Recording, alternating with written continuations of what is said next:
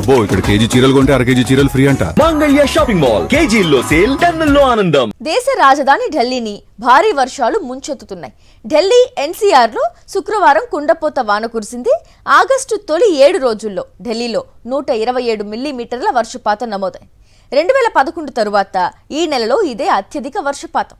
అంటే 15 నెలల record break అయింది. అసలు ఢిల్లీలో ఇంత భారీ వర్షానికి కారణమేంటి? వాతావరణ శాఖ ఏం చెబుతోంది? ఢిల్లీ ఎన్సీఆర్పై వరుణుడు విరుచుకుపడ్డాడు. శుక్రవారం ఉదయం నుంచి ఎడతెరిపి లేకుండా కురిసిన వర్షంతో రాజధానిలోని పలు ప్రాంతాలు జలమయమయ్యాయి. ప్రధాన రహదారులపై భారీగా నీరు నిలవడంతో వాహనాల రాకపోకలకు అంతరాయం ఏర్పడింది. పలుచోట్ల వాహనదారులు, పాదచారులు అడుగుల లోతు నీటిలో ప్రయాణించవలసి వచ్చింది. నోయిడా, గురుగ్రామ్ సహా నేషనల్ క్యాపిటల్ రీజియన్ పరిధిలోని చాలా ప్రాంతాలలో ఇదే పరిస్థితి కనిపించింది.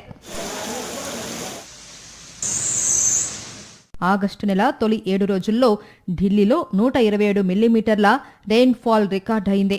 2011 తర్వాత ఈ సీజన్లో ఇదే అత్యధిక వర్షపాతం.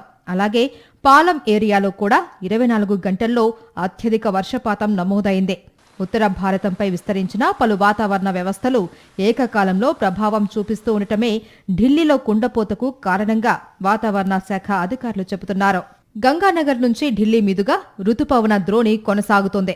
నైరుతి ఉత్తరప్రదేశ్ పరిసర ప్రాంతాలలో అల్పపీడనం ఏర్పడింది.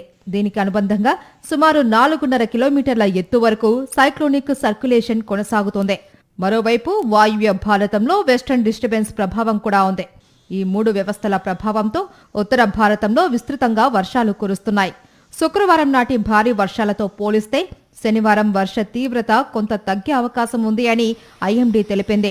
ఢిల్లీలో పలు ప్రాంతాలలో తేలికపాటి నుంచి మోస్తారు వర్షాలు కురుస్తున్నాయి. మొత్తంగా ఢిల్లీ ఎన్సీఆర్పై మాన్సూన్ ప్రభావం కొనసాగుతోంది. భారీ వర్షాలతో ఇప్పటికే జనజీవనం అస్తవ్యస్తమైంది.